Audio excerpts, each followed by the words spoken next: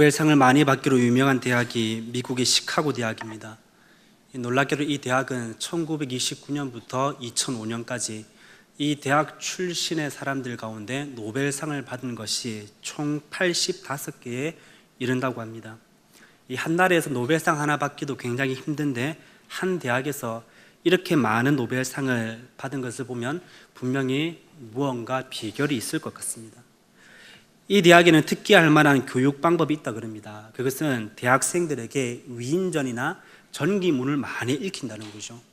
이 땅에 살다 간 수많은 사람 중에서 역사에 기록된 위인들을 책으로 만나게 하는 겁니다. 그래서 학생들은 재학 시절에 반드시 일정량의 책을 읽어야 되고 그 과제물을 제출해야 됩니다. 그들은 한 인간의 위대한 인생을 읽고 탐구하면서 그 한 인간의 특정한 모습에 초점을 두게 됩니다. 그리고 학생들은 한 위인에게서 본받고 싶은 한 가지 덕목들을 발췌하게 되는 거죠. 가령 링컨 대통령으로부터는 정직성을, 발명가 에디슨으로부터는 포기하지 않는 집념을, 그리고 마틴 루터 킹 목사님으로부터는 비전을 발췌합니다. 그리고 자기가 따를 덕목으로 삼는 거죠. 이것을 교육적 용어로 역할 모델이라고 합니다. 그런데 이 위인들의 모든 총체적 삶이 아니라 어떤 한 특정한 부분만 모델이 된다는 겁니다. 이 세상에는 완벽한 존재로서 배우는 자의 모델이 될 만한 사람이 없습니다. 아무리 위대한 스승이라 할지라도 결점과 단점과 허물이 있기 마련이죠. 하지만 여러분, 정말 그럴까요? 정말 우리 삶의 전체 총체적인 모습에서 모델이 될 만한 인물이 없을까요? 오늘 본문에서 그 정답을 찾아보고자 합니다. 오늘 본문에는 랍비라 칭함을 받는 사람들에 대해서 나옵니다. 그들은 서기관 혹은 바리새인들, 이들은 랍비라 칭함을 받았습니다. 그리고 랍비라 칭함 받는 것을 좋아했습니다. 예수님 당시에 랍비가 된다고 하는 것은 굉장히 어려웠습니다. 굉장히 힘든 과정을 거쳐야 됩니다. 랍비자 되고자 하는 학생들은 오랫동안 공부를 많이 해야 되는데 유명한 랍비 밑에 들어가서 공부를 해야 됩니다. 그런데 이 유명한 랍비들은 아무나 학생들을 받지 않는다는 거죠. 이 유명한 랍비 밑에 들어가서 공부를 하려면 시험을 쳐야 됩니다. 테스트를 거쳐야 됩니다. 충분한 절차와 시험을 통과해서 합격한 사람만이 그 랍비에서 배울 수가 있었습니다. 그리고 여러 과정을 거쳐서 성공적으로 공부를 다 마치며 스승의 인정을 받고 그 스승이 그 학생의 머리에 손을 얹고 안수를 합니다. 그리고 학자가 되었음을 선포합니다. 그러면 그 사람은 이제 랍비라 불려주고 자기 독자적으로 제자들을 모아서 가르칠 수 있었습니다. 그리고 오늘 본문에 나오는 것처럼 랍비로서 구별되는 긴 옷을 입을 수 있었고 회당에서 가장 명예롭고 가장 높은 자리인 모세의 자리에 앉을 수가 있었습니다. 그리고 많은 사람들로부터 공손하게 인사를 받았고 그리고 그의 말에 많은 사람들이 순종했습니다. 그런데 문제는 이들이 그렇게 인정받고 존경받는 것이 그들의 삶 때문이 아니라 그들이 가지고 있었던 지식, 성경 지식, 율법 지식 때문이었다는 거죠. 랍비의 특권 가운데 하나는 율법을 해석하고 적용할 수 있는 권한이 있었다는 겁니다. 율법이라고 하는 것은 당시 이스라엘 백성들에게 그 삶에 가장 밀접하게 관계되어 있는 거죠. 그래서 이 율법의 가르침대로 살아야 하기 때문에 이 랍비들이 해석하고 적용하는 그 가르침에 따라서 자신의 삶의 방식이 달라질 수 있습니다. 그러니 이 랍비들을 인정하고 따를 수밖에 없는 거죠. 그런데 문제는 이 랍비들, 바리새인, 서기관 혹은 율법학자라 불리는 이 사람들이 정말 하나님이 허락하신 그 율법대로, 그 율법의 정신대로 사람을 가르쳤냐는 겁니다. 그렇지 않다는 거죠. 구약에 나오는, 특별히 출애굽기부터 신명기 이렇게까지 나오는 하나님의 율법이 있습니다. 하나님이 주신 그 율법이 있는데 그 율법의 정신이 뭡니까? 두 가지죠. 하나님을 사랑하고 사람을 사랑하는 겁니다. 더 나아가서는 사람을 사랑하는 것이 곧 하나님을 사랑하는 것이다. 이게 율법의 진정한 정신입니다. 하지만 랍비라 불리는 그들이 말로는 하나님을 사랑하고 말로는 사람을 사랑한다고 하는데 실제로 그들의 삶을 보니까 전혀 그런 삶이 아니더라는 겁니다. 그들은 하나님을 사랑하고 사람을 사랑하는 것을 하나의 틀을 만들어서 규정화시켜버렸습니다. 어떤 규정을 만들어 놓고 그 규정대로 행해야지 하나님을 사랑하는 것이다, 이렇게 해놓은 거예요. 더욱이 이 바리새인들은 자신들이 가지고 있는 그 지식을 이용해서 자신들이 부를 쌓았습니다. 이 랍비들은 풍성한 율법에 대한 지식 때문에 많은 사람들이 재산을 어떻게 처리해야 될지를 랍비나 바리새인들에게 와서 상담을 했습니다. 그리고 자기들은 이 재물이나 사업을 율법적으로 어떻게 처리해야 되는지 잘 모르기 때문에 그들의 재산을 바리새인들, 랍비들에게 맡겨두는 것이 제일 안전하다 이렇게 생각했습니다. 그런데 문제는 그렇게 그들을 믿고 자기의 재산을 맡겼던 사람들이 그 재산을 잃어버리는 경우가 많았다는 겁니다. 이 바리새인들이 자신들의 지식과 권위를 이용해 부를 쌓는 겁니다. 그러면서 자신들은 엄청나게 거룩하게 보일 수 있는 온갖 행동을 다 하고 가식적인 모습과 존경받고 높은 자리에 앉으려는 거만한 태도를 일관했던 겁니다. 그래서 예수님께서 그런 바리새인들을 강도 높게 비판하고 있는 거죠. 그리고 제자들에게 이르기를 너희는 저 바리새인들처럼 랍비라 지도자라 칭함받지 말라는 겁니다. 저들은 진정한 랍비, 진정한 선생, 진정한 지도자가 아니라는 거예요. 율법을 부르짖고 하나님의 사랑을 부르짖지만 실제로 그들의 삶 가운데는 하나님의 사랑이 아니라 하나님을 멸시하고 하나님의 백성들을 억압하는 그런 죄의 모습으로 가득했다는 거예요. 그들은 절대로 이스라엘 백성들의 진정한 스승이 아니었다는 겁니다. 우리가 살아가는 이 시대도 마찬가지입니다. 진정한 선생, 진정한 지도자가 없습니다. 교사는 있고 교사는 있지만 스승은 없고 학생은 있지만 제자는 없다라는 말이 있습니다. 참 가슴 아픈 말이죠. 여러분 존경하는 스승이 있죠? 그렇다면 그 스승의 모든 점을 다 존경합니까? 흠도 없고 결점도 없고 허물도 없는 완벽한 스승입니까? 이 세상에 그런 사람은 없습니다. 물론 우리 주위에는, 그래 역사 속에는 우리가 충분히 존경할 만하고 그 삶을 따라갈 만한 충분한 사람들이 있죠. 특별히 우리의 신앙적 모델이 될 만한 사람들이 있습니다. 하지만 그들이라고 해서 절대로 완벽하지 않다는 거예요. 사람이 아무리 위대하고 존경할 만한 삶을 산다 하더라도 누구나 허물이 있고 흠이 있고 약점이 있다는 거예요. 따라서 이 세상에는 우리가 총체적으로 그 삶을 담고 따라가야 될 완벽한 모델은 없다는 겁니다. 이 세상 그 누구도 우리의 진정한 스승이 될 수 없다는 거죠. 그러므로 이 땅에 오직 한 분 스승이 계신데 그분이 바로 예수 그리스도 있습니다. 오늘 본문은 우리에게 이렇게 말합니다. 그러나 너희는 랍비라 칭함을 받지 말라. 너희 선생은 하나요 지도자라 칭함을 받지 말라. 너희의 지도자는 한 분이시니 곧 그리스도 신이라. 우리의 유일한 스승, 참된 지도자는 예수 그리스도입니다. 그분이 하나님의 아들로 이 땅에 오셔서 완벽한 삶을 사셨죠. 흠도 티도 허물도 없고 그분이 인류의 모든 죄를 대신 지시고 십자가에서 박혔습니다. 심한 모욕과 고통 속에 처형당하셨지만 하나님께서 그분을 죽음 가운데서 이렇게 다시 부활케 하셨습니다. 그래서 우리는 그분을 메시아 그리스도로 부르는 거죠. 우리 모든 인류의 모델이시오 진정으로 우리가 따라가야 될 지도자입니다. 성경 우리가 어떻게 그분을 따라가야 하는지 우리에게 그것을 분명히 보여줍니다. 베드로전서 2장 21절부터 25절까지의 말씀을 보시면 이를 위하여 너희가 부르심을 받았으니 그리스도도 너희를 위하여 고난을 받아사 너희에게 본을 끼쳐 그 자취를 따라오게 하려 하셨느니라. 그는 죄를 범하지 아니하시고 그 입에 거짓도 없으시며 욕을 당하시되 맞대어 욕하지 아니하시고 고난을 당하시되 위협하지 아니하시고 오직 공의로 심판하시는 이에게 부탁하시며 친의 나무에 달려 그 몸으로 우리 죄를 담당하셨으니 이는 우리로 죄에 대하여 죽고 의에 대하여 살게 하려 하심이라. 그가 채찍에 맞음으로 너희는 나음을 얻었나니 너희가 전에는 양과 같이 길을 잃었더니 이제는 너희 영혼의 목자와 감독 되신 이에게 돌아왔느니라. 베드로전서 2장이 우리에게 말씀하고 있는 게 뭡니까? 예수께서 하셨던 모든 일, 그분이 살아가셨던 모든 삶, 그분이 걸어가셨던 모든 길은 너희에게 본을 끼쳐 그 자취를 따라오게 하려 하심이라 이렇게 얘기합니다. 그리고 그분이 너희 영혼의 목자와 감독 되신다 이렇게 말씀합니다.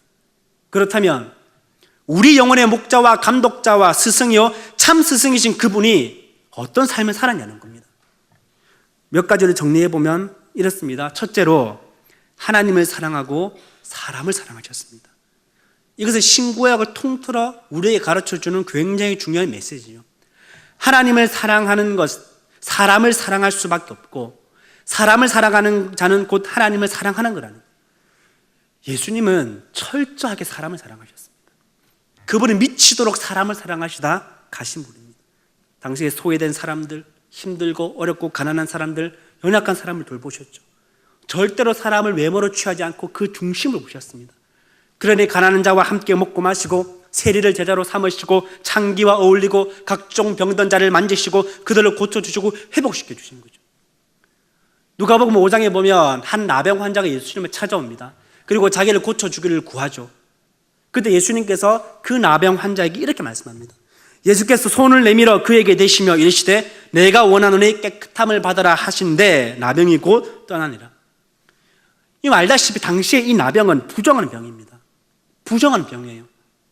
나병 환자는 사람에게 가까이 가서도 안 되고 사람들 또한 나병 환자에게 가까이 가서는 안 됩니다. 더욱이 그 나병 환자를 만지는 일은 절대로 있어서는 안 되는 그런 일입니다. 하지만 예수님은 그 나병 환자에게 가셔서 손을 내밀어 만지셨습니다. 그리고 그때 나병이 떠나갔죠. 여러분, 자신의 몸에 손을 대고 있는 그 예수님을 보면서 이 나병 환자가 어떤 마음이 들었을까요? 당시 나병은 몸만 병드는 게 아닙니다. 그 마음과 영혼도 함께 병드는 정말 무서운 그런 질병이었습니다. 사람들이 나병 환자에 가까이 가지 않았습니다. 아무도 그에게 말을 걸지도 않았습니다. 가지 않았습니다. 그들은 살아있지만 살아있는 사람 취급받지 못하는 살아있는 송장과 같이 그렇게 여겼습니다. 하지만 그런 인생 가운데 예수께서 다가가셔서 그를 만져주셨습니다. 여러분, 그 손이, 예수님의 그 손이 얼마나 따뜻했겠습니까? 예수님의 그 손이 얼마나 부드러웠겠습니까? 감각이 없는 나병이지만 그는 분명히 예수님의 손길을 느꼈을 겁니다. 그것은 지극히 인간을 사랑하시는 예수님의 마음을 느꼈던 거죠. 이것이 예수님의 삶이었습니다. 두 번째로 불의를 참지 않으시고 공의를 행하셨죠. 당시에는 권력의 중심에 있었던 세 부류의 사람이 있었습니다. 바리새인들과 사두개인들과 헤롯 당입니다. 이들은 권력의 중심에 있었습니다. 그래서 그 권력을 이용해서 부를 쌓고 백성들을 착취하고 억압했죠. 당시에는 신정일치 사회였기 때문에 종교 지도자가 당연히 정치 권력의 중심에 서게 됩니다. 심지어는 로마에서 파송한 총독까지도 로마 정부에 압력을 넣어서 갈아치운 그런 기록도 있을 만큼 막강한 권력을 행사했던 사람들이 종교 지도자들입니다. 그래서 대부분의 백성들이 그런 종교 지도자들의 횡포에 침묵하고 복종할 수밖에 없는 겁니다. 그런데 유일하게 그 종교 지도자들에게 맞선 분이 예수 그리스도입니다. 당시에 종교 지도자들과 논쟁을 하고 맞선다고 하는 것은 상상할 수 없는 일입니다. 하지만 예수님은 당당하게 그 불의 앞에 맞섰던 거죠. 그 대표적인 사건이 성전 청결 사건입니다. 그때가 6월절이었습니다. 6월절은 이스라엘의 3대 절기죠. 그래서 모든 이스라엘의 남자는 반드시 예루살렘에 올라가서 예배를 드려야 됩니다. 이러한 3대 절기가 3번 있었기 때문에 이 3대 절기에는 수많은 인파가 예루살렘에 모였습니다. 수십만 명, 기록에 의하면 100만 명도 넘게 모였다는 그런 기록이 있을 정도입니다. 이러한 절기가 1년에 3번 있으니까 이 예루살렘 주민들은 이 절기 3번만 잘 보내도 1년을 먹고 사는 거죠. 그래서 많은 예루살렘 주민들이 장사를 했습니다. 시골에서, 지방에서 제사드리러 오는 사람들이 그냥 올 수 없으니까 재물을 가지고 옵니다. 소를 끌고 오고 양을 끌고 오고 염소를 끌고 오죠. 그런데 먼 지방에서 험한 광야를 건너고 예루살렘으로 올라가는 그 길이 워낙 험하다 보니까 이 가축들이 오다가 병에 걸리고 다치고 그렇게 하는 거예요. 그럼 다치고 병든 가축을 하나님께 예물로 드릴 수 없으니까 나중에는 아예 예루살렘에 가가지고 돈을 주고 그 가축들을 사는 겁니다. 그러다 보니까 그 예루살렘 안에서 가축을 파는 사람들이 부르는 게 값이 되는 거예요. 그 울며 겨자 먹기로 비싸지만 살 수밖에 없는 겁니다. 돈으로 예물을 드리는 사람도 마찬가지입니다. 그때 성전구역 내에는 트윗이라는 그 화폐, 성전 화폐가 있었습니다. 그러니까 일반 화폐 말고 성전 안에서만 사용되는 성전 화폐가 따로 있었습니다. 그리고 일반 사람들은 그 성전 화폐가 없기 때문에 일반 화폐를 가지고 와서 성전에 와서 그 성전 화폐로 환전을 해야 됩니다. 그때 그 환전상들이 많은 수수료를 붙여서 환전을 했습니다. 그러다 보니까 이 환전하는 사람들, 그리고 가축을 파는 사람들, 이것은 커다란 이권에 걸린 독점 사업이었습니다. 그래서 권력이 있는, 고난 있는 제사장들이 그 독점권을 일반 예루살렘 주민들에게 팔았던 겁니다. 이러한 불의를 예수님께서 너무나 잘 알았습니다. 더욱이 그 불의가 일어나고 있는 그 장소가 너무나도 거룩한 하나님의 성전이었다는 거예요. 그리고 예수께서 그 가축 파는 사람들과 환정상들의 상을 엎어버린 겁니다. 그런 불의에 당당히 맞섰던 분이 우리 예수님이시죠. 세 번째로 예수님은 자기를 비우시되 철저하게 낮추시며 겸손하고 섬기는 삶을 사셨습니다. 예수님의 섬김은 이루 말할 수가 없죠. 빌립보서 2장 6절에서 8절까지의 말씀을 보시면 그는 근본 하나님의 본체시나 하나님과 동등됨을 취할 것으로 여기지 아니하시고 오히려 자기를 비워 종의 형체를 가지사 사람들과 같이 되셨고 사람의 모양으로 나타나사 자기를 낮추시고 죽기까지 복종하셨으니 곧 십자가에 죽으심이라. 예수께서 하나님의 본체, 그 하나님 자신이셨지만 자기를 비워 종의 형체를 가지사 사람과 같이 자기를 낮추셨다는 거예요. 하나님이신 그분이 인간의 몸으로 이 땅 가운데 오셨다는 그 자체가 엄청난 자기 비움이요 자기 낮춤이라는 겁니다. 예수님은 절대로 사람들에게 권위 있게 말씀하지 아니하셨고 철저하게 그들과 똑같은 눈높이로 교제하시고 대하셨다는 거예요. 그 상대가 창기든지 세리든지 어린아이든지 상관없이 똑같은 인간으로 대하셨고 그들의 자리로 들어가셔 낮은 자리에서 함께 하셨다는 겁니다. 그 결정적인 사건이 뭡니까? 예수님께서 제자들의 발을 씻겨주신 사건입니다. 당시에는 결코 절대로 일어나서도 안 되고 있을 수도 없고 상상도 해서는 안 되는 것이 주인의 종의 발을 씻기고 스승의 제자의 발을 씻기는 겁니다.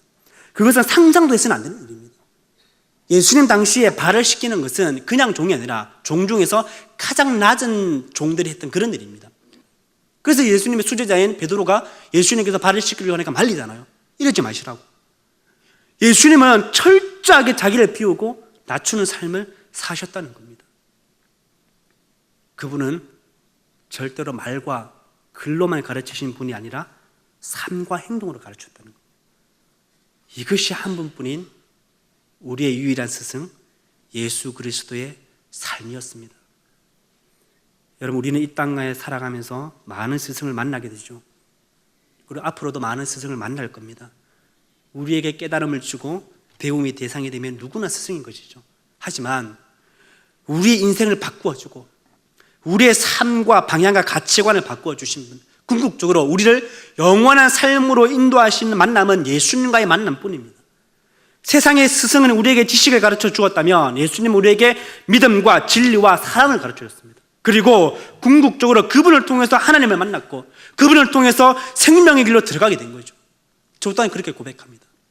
예수를 만났음을 인해서, 예수님을 만남을 통해서 제 인생이 바뀌었습니다. 우리는 예수님을 만나고 예수님을 통해 우리가 무엇을 버려야 되며 무엇을 해야 될지를 배우게 됩니다. 그분은 우리의 유일한 스승이기 때문이죠. 우리에게 유일한 참 스승인 예수께서 계시다고 하는 것이 이것이 얼마나 큰 축복이고 은혜인지 모릅니다. 하지만 여러분, 여기에서 우리가 한 가지를 생각해 봐야 됩니다. 그분은 우리의 참 스승이신데 우리는 과연 그분의 참 제자인가 하는 것이죠. 앞서 잠깐 언급했지만 이 시대는 교사는 있지만 스승은 없고 학생은 있지만 제자는 없는 시대를 했습니다.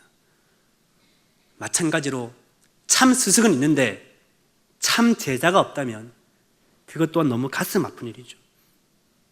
저와 여러분이 예수의 제자가 되시길 바랍니다. 예수님의 참 제자가 되어야 됩니다. 무늬만 제자가 아니라 학교에서 책상에 앉아있는 그런 제자가 아니라 정말 그분의 삶을 본받고 그 삶을 따라가길 힘쓴 참 제자가 되어야 됩니다. 예수님이 언제 우리를 보고 가장 기뻐하실까요? 당신의 가르침대로, 당신의 삶대로, 당신이 보여주신 그 삶을 따라 우리가 살아갈 때 그때 주님이 가장 기뻐하신다는 겁니다. 예수님처럼 저와 여러분도 사람을 사랑하고 작은 자들을 돌보고 사람을 외모로 취하지 않고 그 중심을 보는 자들을 될 수 있길 바랍니다. 예수께서 나병 환자를 만지셨을 때에 그 몸뿐만 아니라 그 마음과 영혼도 함께 치유되었습니다. 예수께서 나병 환자를 치유하셨을 때, 만져주셨을 때의 그 사랑으로 저와 여러분도 만져주셨잖아요. 내 안에 있는 몹쓸 영적 나병들, 상처들, 아픔들 주님께서 다 만져주셨잖아요. 그리고 이제 우리가 주님의 그 손길을 따라서 우리 또한 외롭고 힘들고 아파하며 상처받는 영혼들을 만져주길 바라신다는 겁니다. 이웃의 눈물을 닦아주고 슬퍼하는 자들의 손을 잡아주고 어깨를 감싸주고 그들 향한 기도하는 손길을 베풀기를 바라신다는 겁니다. 그분이 우리에게 그렇게 하셨고 우리는 그분이 우리에게 베푸신 대로 다른 사람에게 베푸는 겁니다. 또한 절대로 우리는 불의를 행하지도 말고 그 불의에 동참하지도 말아야 됩니다. 여러분이 사업을 하든지 직장을 다니든지 공부를 하든지 정치를 하든지 무엇을 하든지 절대로 불의해서도 안 되고 불의와 손을 잡아서도 안 되는 겁니다. 하나님의 공의를 실천하며 그런 삶을 살아야 되는 겁니다. 또한 겸손하게 자기를 비우고 낮추는 그런 섬김의 삶을 살아야 됩니다. 그 상대가 누가 되었든지 간에 섬겨야 됩니다. 여러분, 이 세상에서 당연히 섬김을 받아야 된다, 섬김을 받아도 괜찮다라고 생각하는 사람들을 섬기는 거, 그건 누구나 할 수 있는 겁니다. 하지만 섬길 가치가 없다, 안 섬겨도 된다라고 생각하는 사람들, 그러한 사람들을 섬기는 것, 그게 진짜 섬김인 것이죠. 예수께서 제자들의 발을 씻게 해주신 이유가 뭡니까? 예수께서 그렇게 무조건적으로 섬기고 베푸셨던 것처럼 너희도 또한 누구든지, 그 상대가 누구든지 무조건적으로 베풀고 섬기라는 메시지입니다. 얼마 전에 페이스북에서 화제가 되었던 이야기가 있습니다. 미국의 대형교회 한 10,000명 넘게 모이는 대형교회가 있었습니다. 그 대형교회 근처에서 한 노숙자가 그 교회 주변을 어슬렁거리는 거죠. 하지만 교인 중에서 그에게 다가가서 말을 건 사람은 불과 3명밖에 없었다고 합니다. 행색이 흐름한 노숙자가 교회로 향하는 그 교인들에게 음식을 사려고 하니까 돈을 좀 달라고 했을 때 아무도 그에게 관심을 가지지 않았다는 거예요. 이 예배 시간에 되어서 이 노숙자도 예배를 드리기 위해서 그 성전에 들어갔습니다. 맨 앞자리에 앉으려고 합니다. 그때 이 안내위원들이 가가지고 제지를 하는 거예요. 앞자리에 못 앉게 합니다. 그리고 맨 뒤에 구석에 겨우 자리를 잡아서 앉았습니다. 예배가 시작되었고 사회자가 강구를 합니다. 사회자가 강구하기를 이번에 새로운 목사님이 부임하셨다는 거죠. 오늘 새로 우리 교회 목사님이 부임하셨습니다. 그 목사님을 소개합니다. 이렇게 광고를 합니다. 그럼 교인들은 기대에 찬 얼굴로 새로 부임한 목사님이 어떤 분인가 강대상에 올라오기를 기다리는데, 그때 맨 뒷자리에 앉았던 그 노숙자가 뚜벅뚜벅 걸어서 강대상으로 가는 겁니다. 교인들이 제지할 겨를도 없이 순식간에 일어난 일입니다. 그 노숙자가 바로 그 교회에 새로 부임한 담임 목사였습니다. 그는 노숙인의 차림으로 그대로 강대상에 올라가서 마태복음 25장의 말씀을 읽었습니다. 내가 진실로 너희에게 이르노니 너희가 여기 내 형제 중에 지극히 작은 자 하나에게 한 것이 곧 내게 한 것이니라. 사랑하는 여러분, 예수님의 삶과 가르침대로 사랑하고 섬기며 겸손하게 살아야 됩니다. 인생의 연습은 없습니다. 시험적으로 한번 살아보고 난 다음에 진짜 인생을 살아갈 수 있는 방법은 없습니다. 처음 우리가 사는 이 생이 처음이고 마지막 삶이죠. 그러기에 우리가 실수하지 말아야 되고 그릇된 삶으로 치닫지 말아야 됩니다. 초행길이라 할지라도 설악산이나 지리산 같은 유명한 산의 절경을 즐기려면 안내 표지판을 잘 따라가야 됩니다. 잘못된 표지판을 따라갔다가는 위험할 수도 있죠. 우리가 처음 가는 초행길은 늘 불안하고 위험하고 더딥니다. 이런 길에서 중요한 것은 앞서간 사람의 발자국과 안내 표지판입니다. 우리의 인생에 앞서가신 예수님의 발자취, 그분의 모든 삶은 우리에게 본을 끼쳐 그 자취를 따라오게 하려 하심입니다. 우리 인생의 유일한 안내 표지판, 우리 인생의 유일한 스승이신 예수님을 따라 살아가는 그런 저와 여러분 될 수 있기를 주님의 이름으로 축복합니다.